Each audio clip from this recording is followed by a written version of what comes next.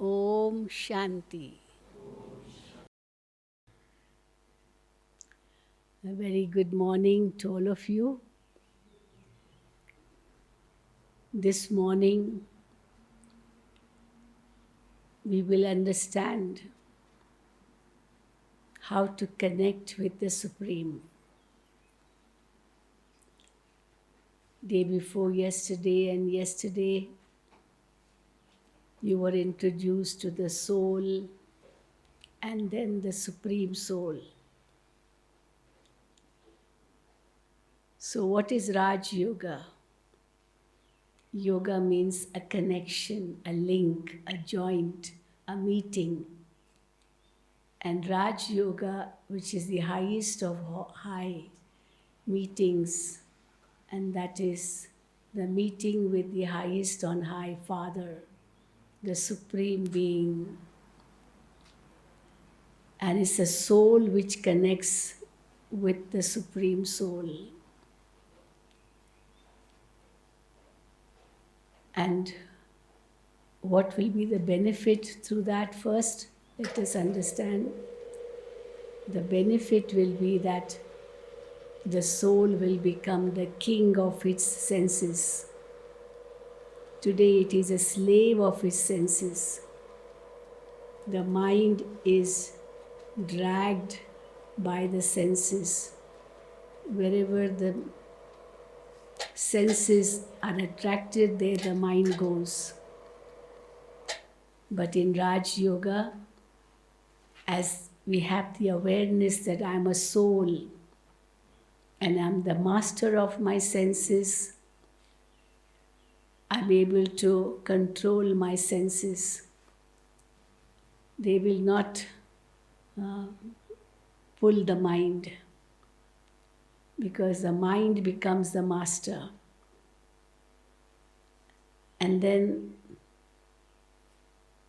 the mind, which is like a naughty horse, definitely is able to control the senses, because we change our thoughts, we divert our thoughts, we don't suppress our thoughts, because mind is not our enemy, it is our friend.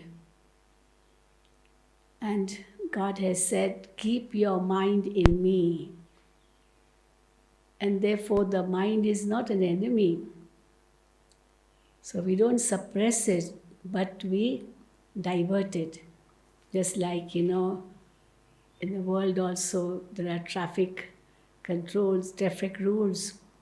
And somewhere if there is too much of rush, too much of traffic, then they change the route. They detour it, they change to another, maybe a bypass.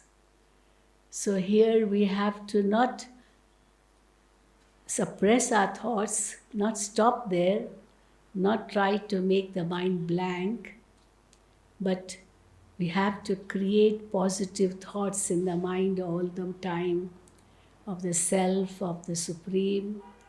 And now I have the knowledge of both. And then how to connect? Because when we become the masters of our senses,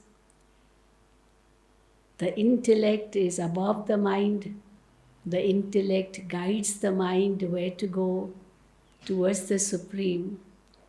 And the mind follows the intellect, not the senses. Till now, as we were body conscious, the mind was following the senses. Now the mind will follow the intellect, because intellect is the decision power. And then as the intellect guides the mind with the understanding of who I am and whom I belong to, in this way I'll be able to guide my senses, and thereby I will perform only righteous actions. And when I perform righteous actions, definitely I'll be able to win the hearts of others. Because righteous actions means actions based on values. The intellect decides and tells the mind that this is what you have to think. So, intellect is based on values. We compare the intellect to a scale. On one side are the weights, and on the other side is the object which we have to weigh. So, the intellect gives a right decision. When does it give a right decision? When the vertical line is very straight, it's not fluctuating. So the mind doesn't fluctuate. And then that horizontal rod of a scale is the intellect, which is in equilibrium. It's not fluctuating. And then the scales are also very proper, and the weights, according to the weight, the true weight is given. So the mind is focused to the Supreme Being. The intellect is unbiased. Usually, why the intellect gets biased? Because some attainment is there. I get some money and therefore I will give the wrong decision. Like we see in court sometimes, because even the judges, they become biased because they are getting something from maybe the client. And therefore, here the intellect is not biased. It gives the right decision, and the weights are there which will tell you what exactly is to be done. And therefore, we perform righteous actions and thereby win the hearts of others. Because with the help of values, we win the hearts of others. So we can say we become the kings of the hearts of others. And we say in Raj Yoga that when you become the king of your senses, you become the king of your mind, you become the king of the hearts of people, and then the result of that will be that you can become the king of the world. Because through physical power, through weapon power, nobody can become the king of the world. Alexander the Great tried to. So many came and they tried to conquer by through war, but then it didn't work. So only by winning the hearts of people you can conquer the world. And when we conquer the world, we say the Nar or human being becomes a deity, Nar becomes Narayan, and Nari becomes Lakshmi. A human being becomes a deity. And that's what we were, deities, whereby we had control over our senses. We were the masters of the mind. We were also the masters of the hearts of people, and therefore we could rule the world. So this is the great benefit. And then Raj Yoga says that through Raj Yoga, you absolve your past sins. Because that's what God says in the Gita, remember me and all your sins will be finished.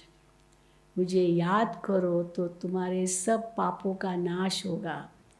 So that remembrance is like a fire which destroys all our sins. Just like when you light a fire, what happens? Anything which you don't want, you put in the fire and burn it. It changes into carbon and rises high. So it turns into carbon, and thereby there's smoke and it goes up. You put anything in fire, there's a transformation. You put gold in fire, which is a lot of alloy, then the alloy is removed. The other metals are removed and gold becomes pure. You put any object in fire, maybe like a vegetable, brinjal or potato, you put in fire, it becomes soft. You put something soft like a brick of mud, then that becomes hard, it becomes strong. So there's always a change happening when anything is put in fire. You put coal, that coal turns into ashes. So again, a change in the color, change in the constitution of that coal. So everything changes when put in fire. And therefore we say Raj Yoga means that remembrance of the Supreme is like fire. We say Yog Agni. Yoga is like Agni, fire, in which we absolve our sins. And when these sins are absolved, the soul becomes pure. So the purification happens. But then, how to communicate with the Supreme? Because the Supreme is the ocean of purity. Actually, as I was mentioning yesterday, that in order to connect, what we need, we give many examples. For example, if all of a sudden the light, disappears and there's darkness everywhere, but then in another room, another hall, there is light, but no light here. Well, every hall has its own meter. So maybe that meter means that fuse in that meter has been diffused. So the fuse wire is cut off. And when the fuse wire is cut off, the electricity will not be able to pass and we won't get light. So what is done? The fuse wire is connected again. How does it disconnect? Because it breaks and there is an insulation which comes in the way. So the insulation has to be removed and copper has to be joined to copper, because copper is a good conductor. The insulation is a bad conductor. And therefore we say this body is like a bad conductor. It is made up of 5 elements, and the soul is a good conductor. When it's connected with the Supreme, is able to take in the powers, the virtues from God. So this body consciousness has to be snapped off. Only then the soul can connect with the Supreme Soul. So we should be able to disconnect from the body consciousness. Well, body is there. My clothes are there, but then they are detachable. They are not stuck to the body. So similarly, the body is also detachable. It takes over a second for the soul to leave the body when his karmic accounts are finished with the body and bodily beings. It doesn't take long. When we give the example of supposing hair in chapati or roti, whatever. So how it comes out? Because that chapati or roti is so soft. So when you remove the hair, it comes out very easily. But if it is in something hard, then it will not come out easily. It will break into pieces. And therefore we say, this practice of becoming soul conscious helps me even at the end when the soul is to leave the body.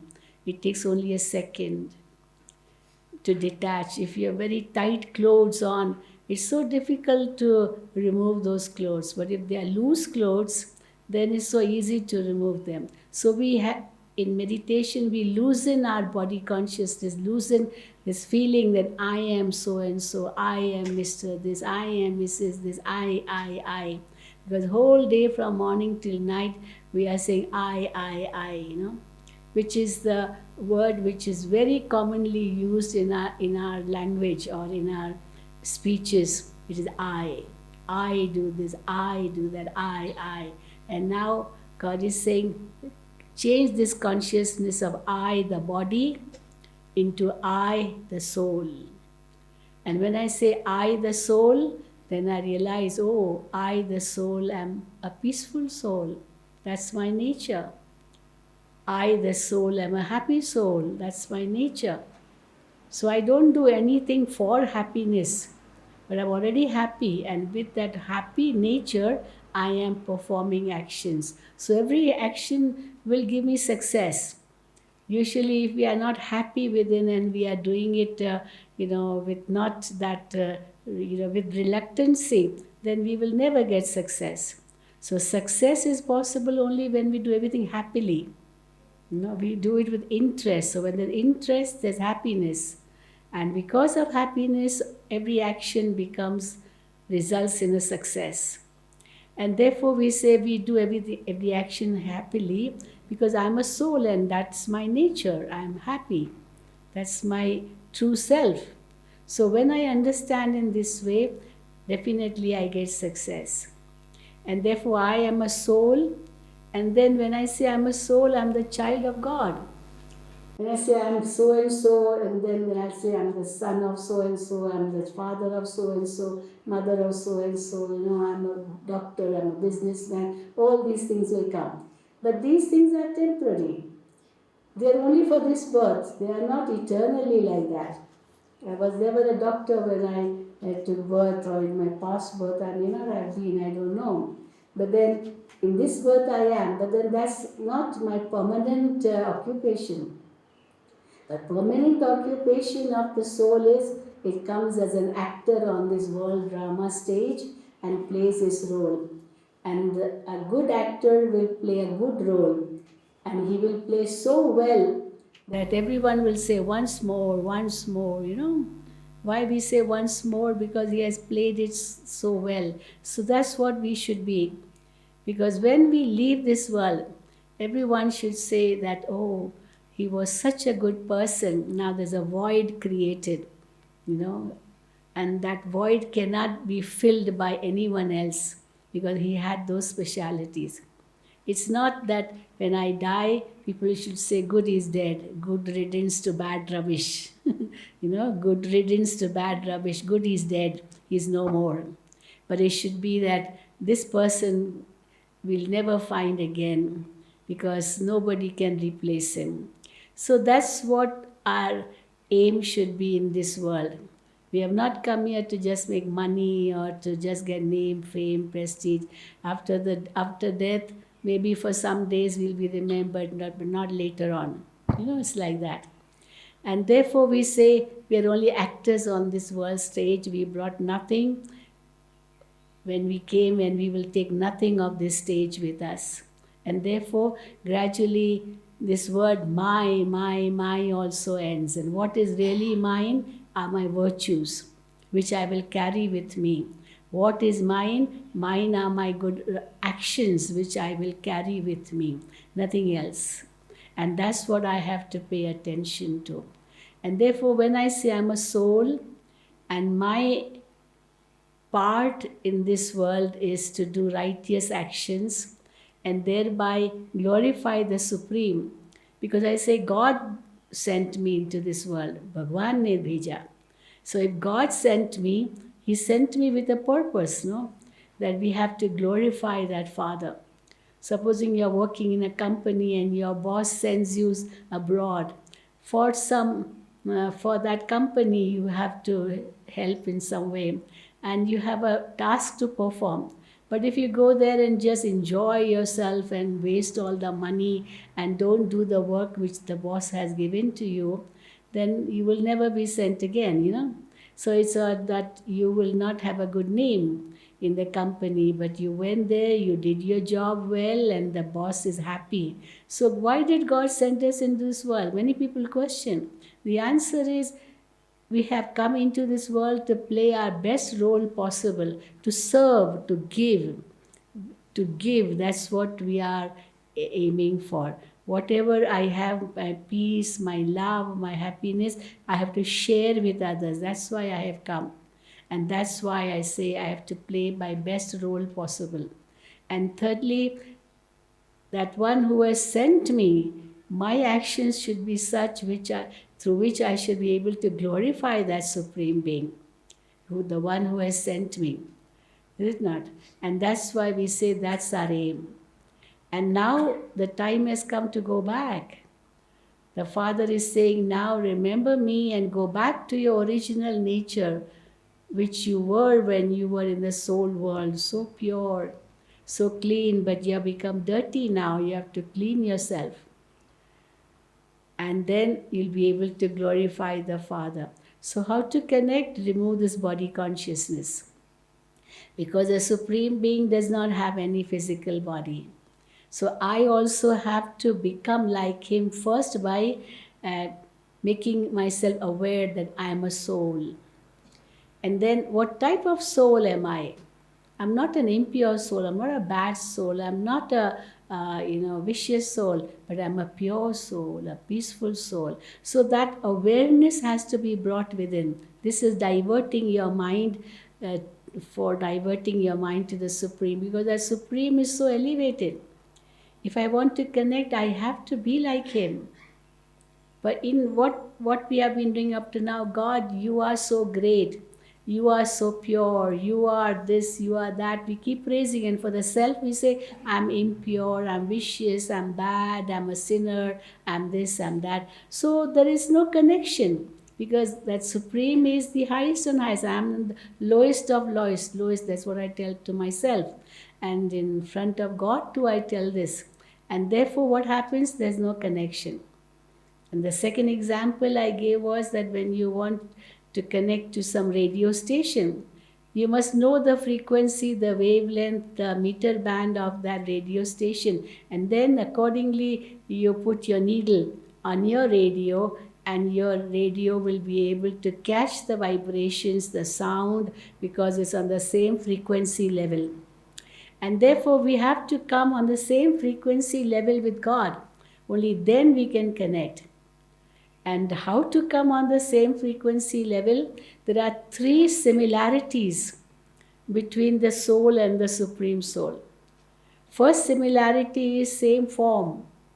I am a point of light. The Supreme Being is also a point of light.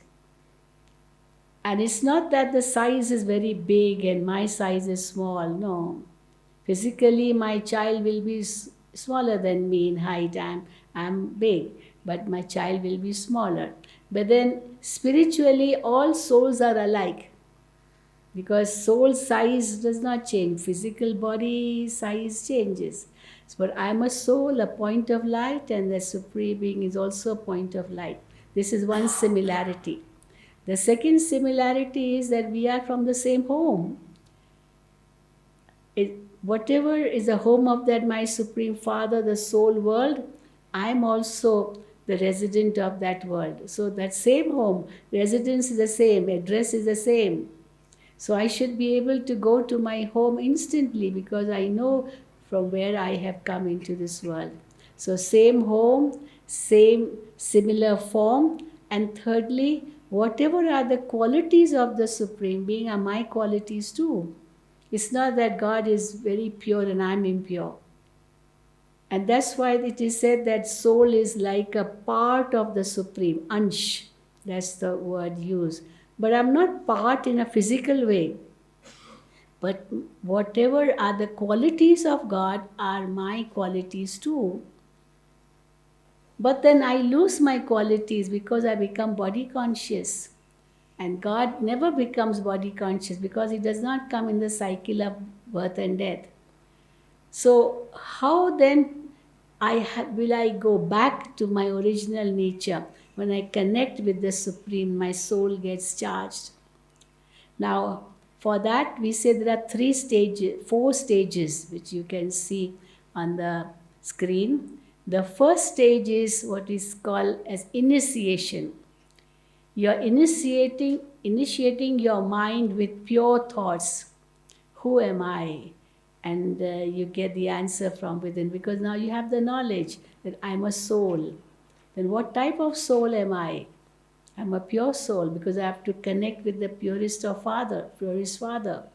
So I'm also a pure soul. Whatever the qualities of the Supreme are my qualities too. And therefore I connect by having that consciousness of who I am. And then who is that Supreme Being? So I'm able to have that awareness too. And think of the similarity between the two. Similar form, same virtues, and same home. And then I think of that. I'm a soul, I'm a resident of the soul world, I'm a pure soul, I'm a child of the purest Father, who is also the resident of that purest abode. So my residence too, my home too. And as I'm doing this journey, I can feel that I become so light. Because that burden of impure thoughts, waste thoughts, physical attractions finishes, because they make the mind very heavy. But I have to become light, and I can become light only when my thoughts are light. And we say the soul can be double light. We say double light, not just light, double light. Light has two meanings. One light means the form is light, point of light, that's his form. And secondly, it is light in weight. So light in weight and light in form. Therefore, we say double light. So I, the soul, am double light. This body is so heavy, this body is so much weight, but I have no physical weight at all.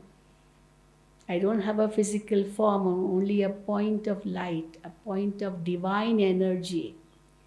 And I'm the child of that divine Father. So this consciousness I bring within myself. So that's the first stage, awareness of the self and the supreme. And when that awareness comes, you automatically become very light. Then the second stage is, as the first stage is contemplation, this you can say initiation or contemplation, where I'm churning about the self and the supreme. Then the second stage is meditation. So meditation means to draw out what is within. Medicure, we say educare, so that means to draw out from within. So what I draw out from within is that whatever are God's qualities are my qualities too. So in that process of meditation, I'm conversing with God.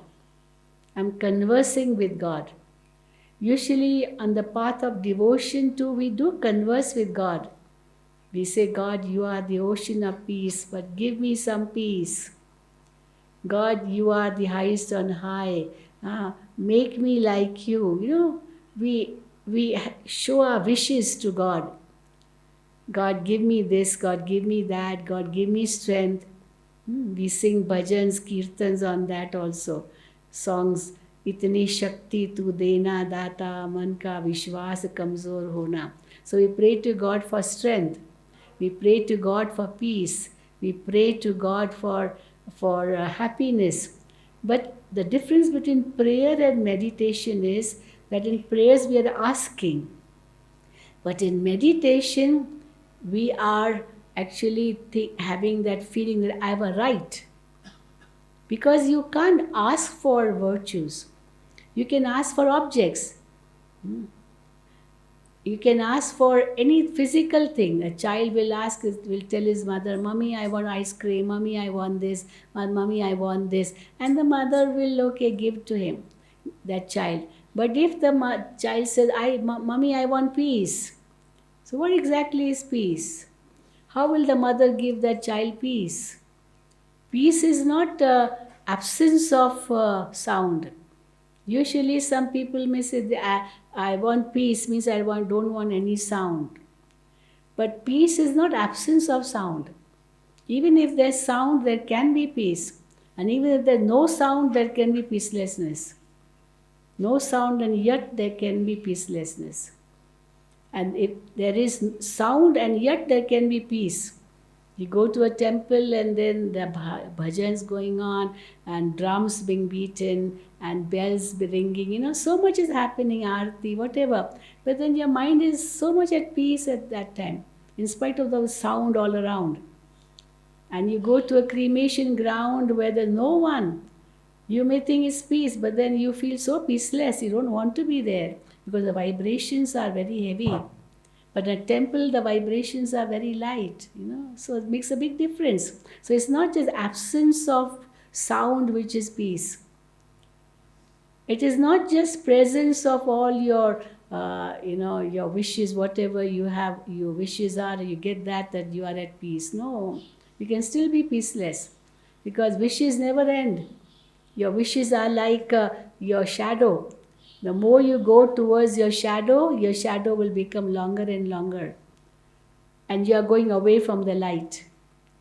But if you turn your back towards the shadow and go towards the light, your shadow will become shorter and shorter and shorter.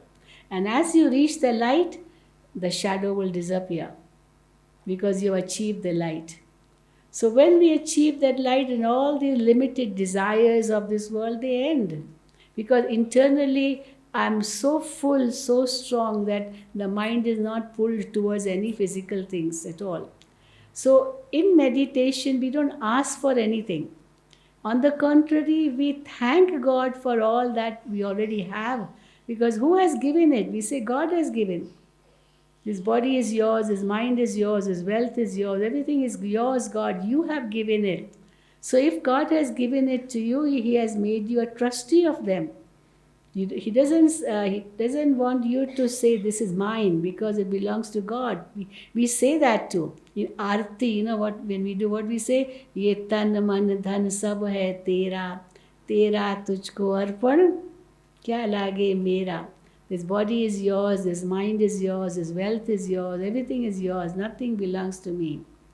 So that feeling is actually experience. It's not just said in words. So it belongs to the Father. The Father, the Supreme Being, has given this to me. So thank Him. Don't ask for more.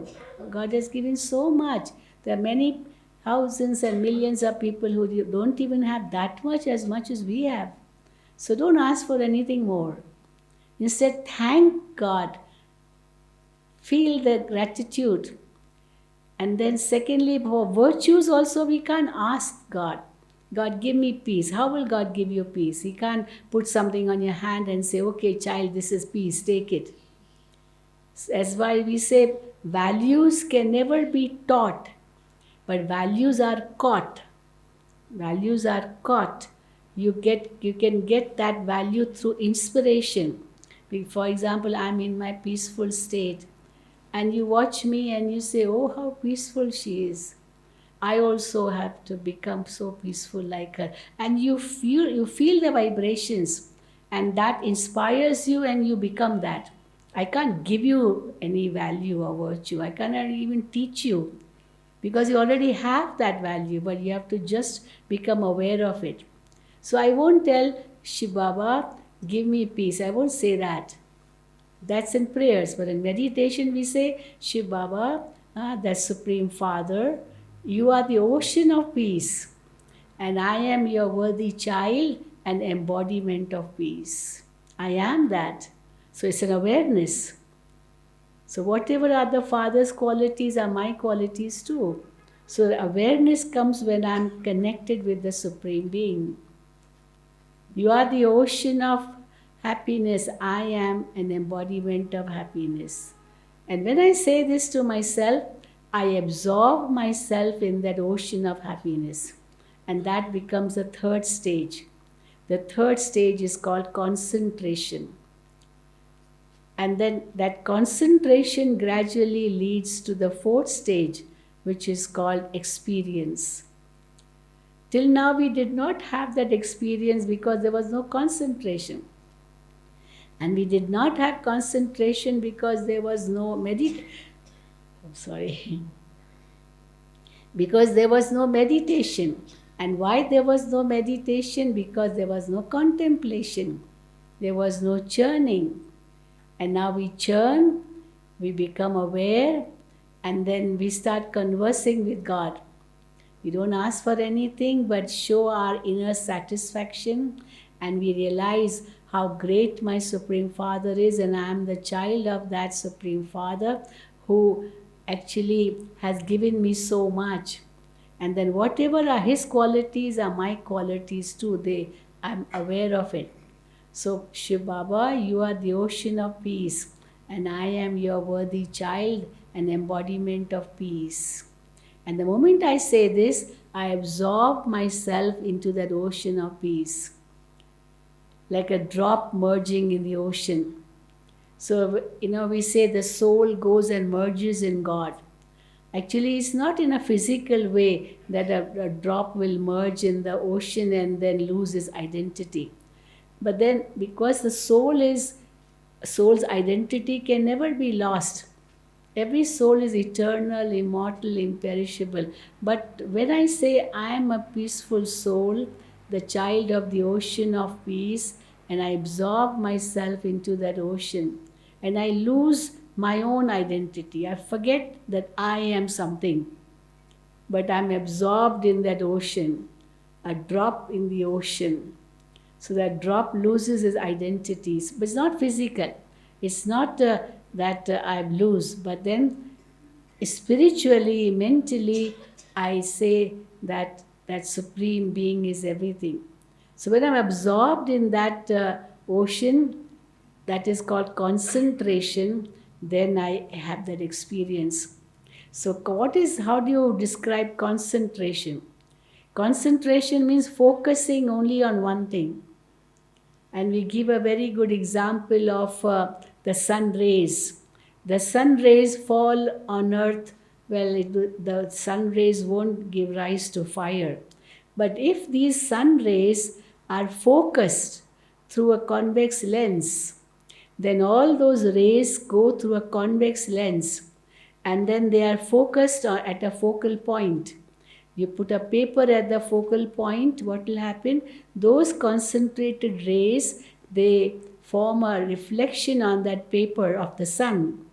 The sun is almighty, but then the reflection is so tiny. But that tiny reflection is so powerful that the paper starts burning. That's what we do experiments in science. So because the rays were focused and they fell at a focal point, and at the focal point there was a reflection of the sun, and that reflection was so tiny but so powerful that it burnt the paper. It caught fire. So this is what we say, the fire of yoga, whereby I absorb myself in each virtue of the Supreme Being, whichever virtue I want to experience. I absorb myself into that virtue, the ocean of peace, ocean of love, ocean of happiness, and I say, Shiv Baba, I'm your child, the embodiment of peace. And I absorb myself into that peace and become so full of it that I experience it instantly. And that experience, even if it is for 1 second, it's a great achievement. It's definitely a great achievement. Because through that experience, you feel that you are totally transformed. It has, like your mind has been put in the fire of yoga and it transforms you. My thinking changes, my feelings change, my vision changes, my words change, my actions change. Everything of mine will change gradually. And that's what we want to experience in Raj Yoga. And you're able to become the king of your senses. It's not difficult at all. It's very easy. But what you need is practice. So in the Gita it is there when God tells Arjuna, "Hey Arjuna, keep your mind in me." And Arjuna starts, arguing with God. How can I keep my mind? His mind is so naughty, this, it says. And then God gives him 2 steps how to keep the mind in God. The first step he gives is vairagya. Vairagya means disinterest. So disinterest from this world. At that moment, no attraction of this physical world or physical objects or physical things, no. Because I am a soul. The soul doesn't have all this. It's the body which is attracted towards these physical things. But very many times, people are so afraid. They say, well, then if I practice meditation, will I have to become a sannyasi? If I have to renounce everything. You don't renounce anything. Everything is there with you. You don't renounce anything. But then it's just a change of consciousness. So vairagya does not mean that you renounce. Vairagya means at that moment there is disinterest. Even if there is disinterest, because you're above it. Just like a lotus flower. A lotus flower remains in a dirty pond. The whole family is in the dirt, the filth, the leaves of the lotus, the stem of the lotus, the roots of the lotus, all are in that dirty pond. But the lotus is above it. That dirt does not attract the flower. It does not come on the flower because of that silky nature of the lotus. It is always away from it, and the lotus is always above. And it is that lotus flower only which is in the hands of Vishnu. They don't show the whole stem or the roots along with the lotus flower. Just that lotus flower only. In Buddhism also, lotus has so much of importance. Actually, every religion has that importance of a lotus. Maybe some not, but then otherwise, lotus is called the purest of all flowers because it's above the filth.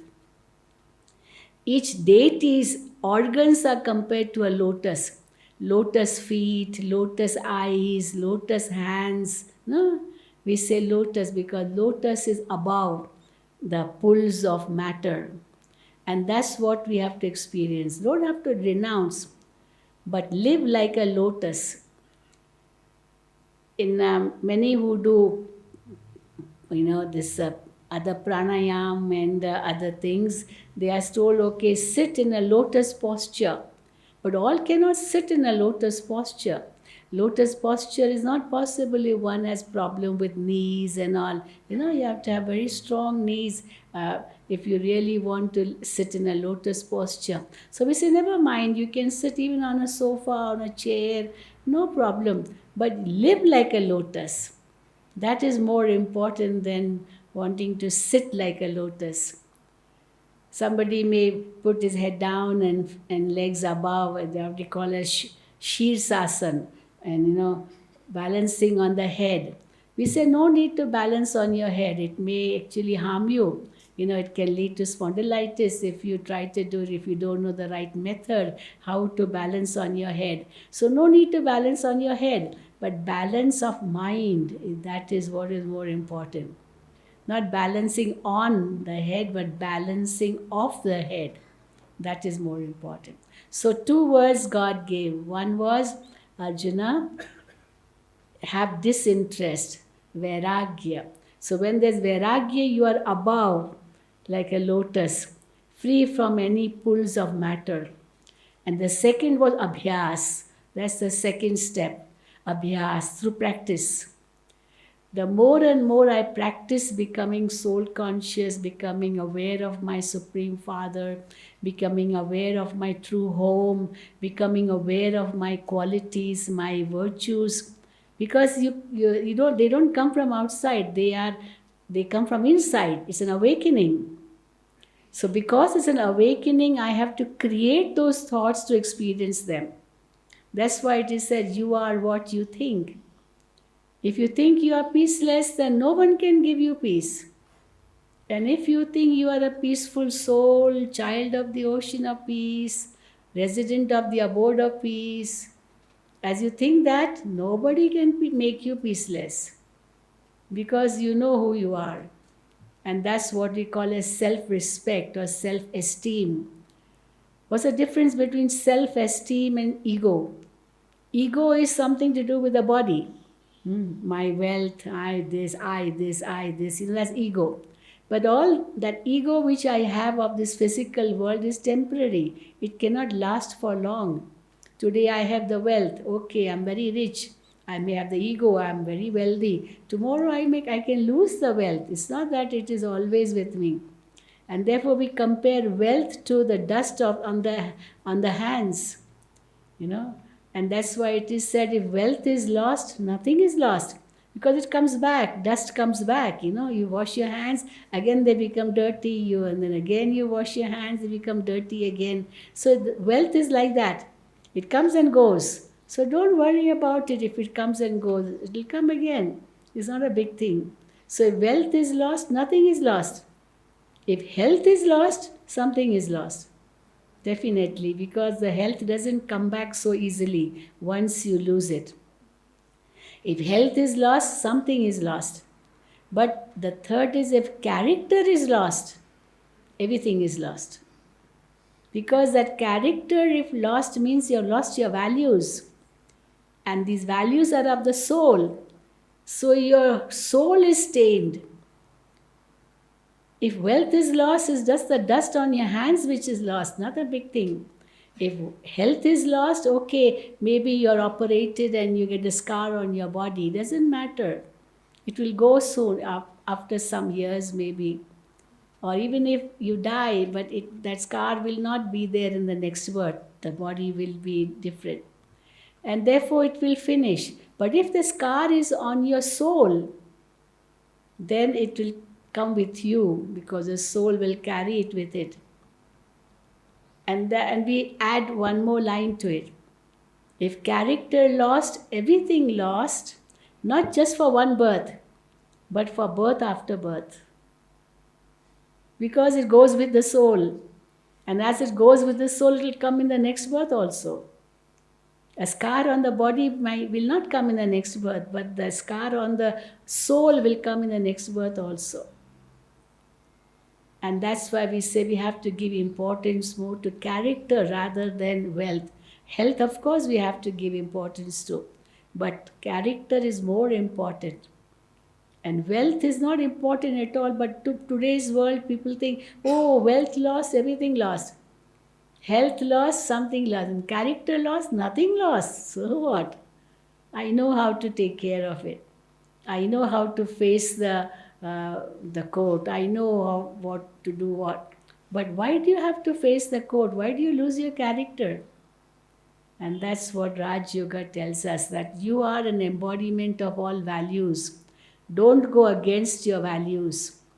You will be the loser. If not today, then tomorrow, after 10 years, your karma will follow you and you will have to reap for your karma. And that's another very big topic of karma, which I'll take up tomorrow. So we say that, so the fourth stage is the stage of experience. And that's what we have to experience. So what we experience is, we experience our values. Who am I? Whom do I belong to? Why am I? What is the purpose of life? From where I am? I answer myself these questions, and then these answers enlighten the soul. And as they enlighten the soul becomes very, very light, very, very detached, and experiences the true purity, the peace, the love, the happiness of the soul. And if that is experienced even for 1 second, it's a great achievement, as I mentioned, because you become a changed person. Otherwise, change will not come. Even if you say, no, today, tomorrow onwards, I will never get angry. But again, the anger will come. Tomorrow, I will not be greedy. But tomorrow never comes. You know, we say tomorrow never comes. Does tomorrow come? What do you think? I'm asking you, does tomorrow come? No. Why it doesn't come? Because tomorrow changes into today, no? If that the next day is coming, but that day is not tomorrow, that day is today. So tomorrow never comes. And that's why it is said, what you want to do tomorrow, do it today. What you want to do today, do it now. And because if not now, then never. So that's what we say. जो कल करना सो आज कर, आज करना सो अभी, पल में प्रलय होगी फिर करोगे कभी. If at this time you die, then when will you do it? You know, any moment can be your last moment. You never know how people are dying. They are sitting, eating, enjoying, and all of a sudden, Om Shanti. You are seeing that, no? So how is it? Because the karmic account's finished. But if we practice gradually, we practice becoming soul conscious. We practice becoming aware of the true self. We practice doing the righteous actions. We practice listening to our intellect and letting the intellect guide the mind and the mind guide the senses. Then our actions will be righteous, and because of those righteous actions, I won't feel guilty for anything because I'm doing the right things. And in karma philosophy, we say, if we do something wrong, tell immediately. Ask for forgiveness. And then don't repeat it. Tell the truth. Don't hide your wrong act. Don't hide. And if you do something good, no need to tell. No need to tell that I did this, I did that. Don't show any ego. But what we do the opposite. If I do something good, oh, I did it, I did it. And if you do something wrong, don't tell anyone. Don't tell anyone. It should be the opposite. Because if I say it, then actually I know that it was wrong and I will not do it again. But if I don't say, it will turn into a habit. And I'll keep on doing it. One day I'll be caught, even if I'm not caught now. And therefore, we say that we have to go through this experience. And if that experience is even for a second, it is a great achievement. And don't worry that you're not able to concentrate, not able to do it. Don't worry, it will come gradually. Because it's a long practice which we have to keep doing throughout the day. Okay, so let us sit in remembrance, sit straight. And tomorrow I'll tell you more about karma philosophy, which is very, very important again. Because that's also a subject of Raj Yoga. So sit straight.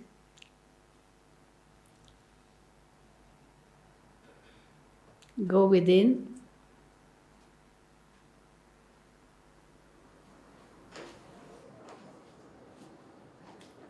Ask yourself, who am I?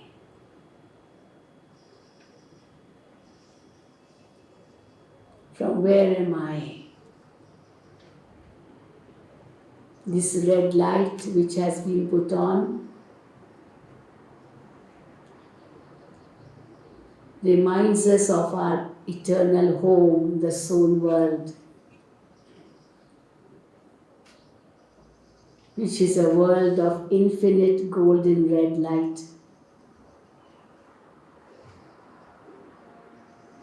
So I tell to myself, I am a soul.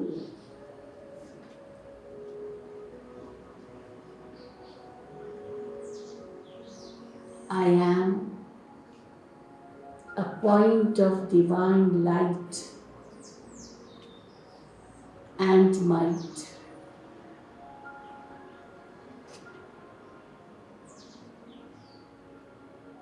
I am seated at the center of my forehead. I focus my thoughts at the center of my forehead.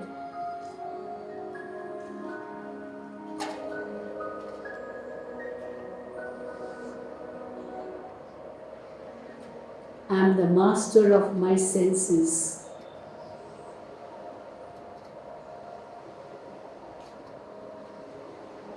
My senses are under my control.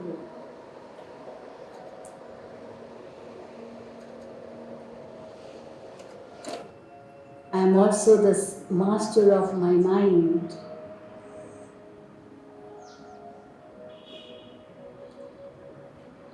With the help of my intellect, I create pure thoughts as I know what to think.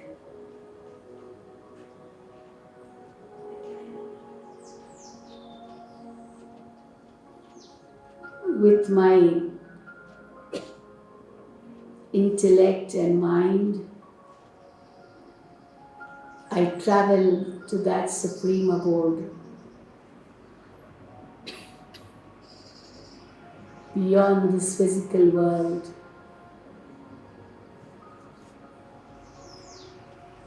Beyond the light of sun, moon and stars.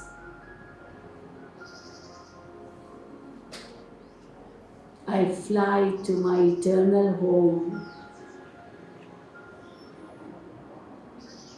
the soul world. I visualize myself as a point of divine light beyond my physical body,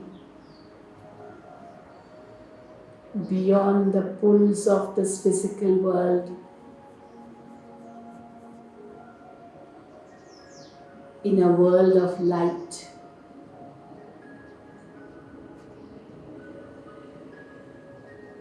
I'm surrounded by golden red light. I'm a point of divine light surrounded by golden red light.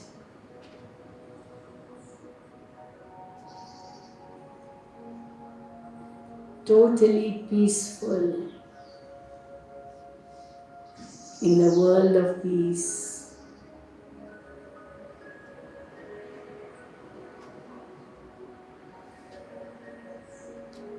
Beyond the attraction of any physical objects. In a world of light. With my third eye, I visualize my Supreme Father, who is also a point of divine light and might.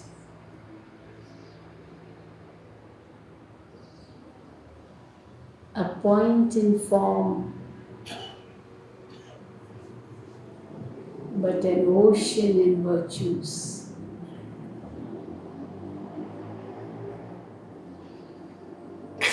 Ocean of peace.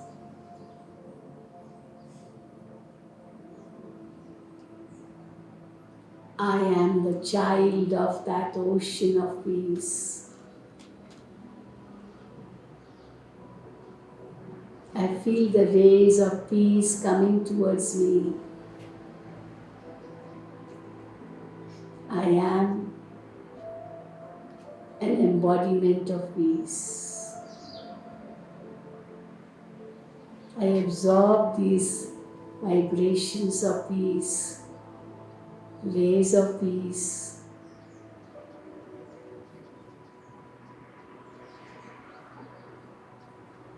And become very peaceful.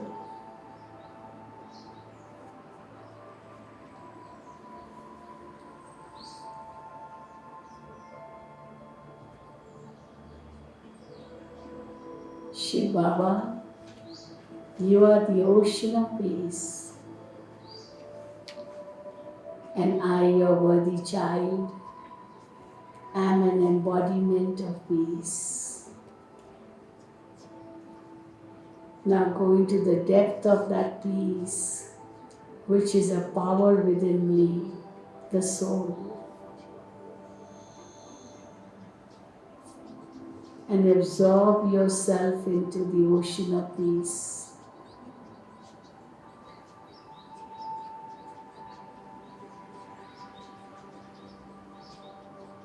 A tiny point of light, but saturated in peace.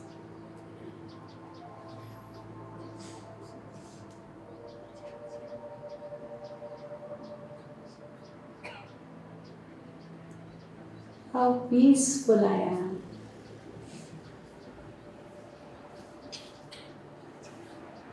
How light I am.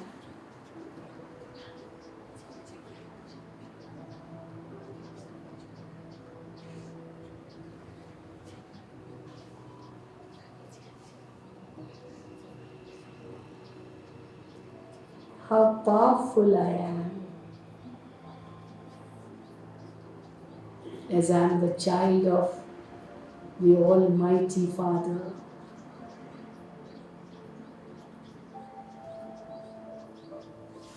I am a powerful soul too.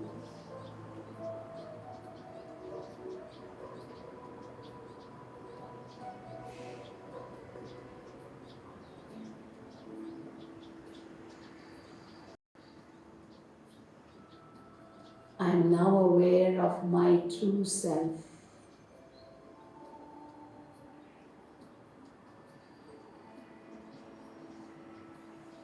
I can now experience my original nature of peace.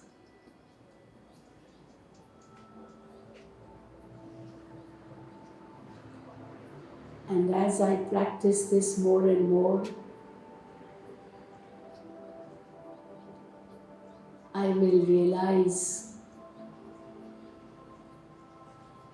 my true self very easily, because that is what I am.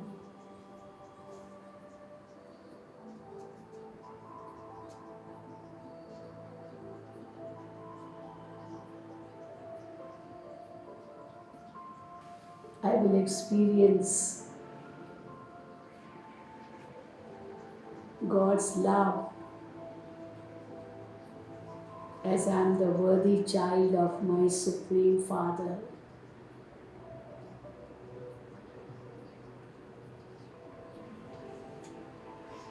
I will thank Baba for whatever I have,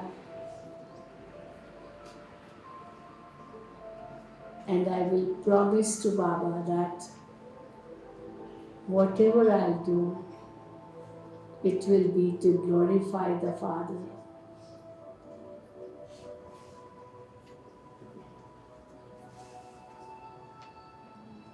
And with these thoughts, I return to the physical world to play my role on this drama stage.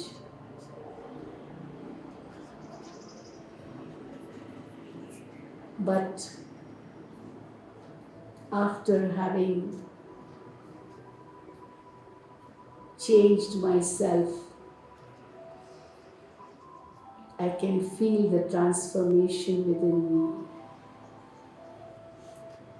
because I perform every action with the awareness of the true self and in the remembrance of the Supreme Father,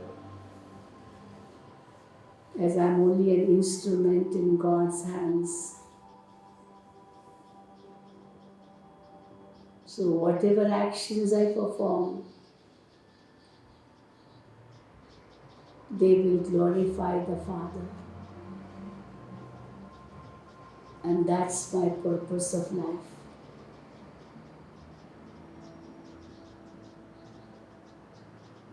Om Shanti. Shanti. Shanti.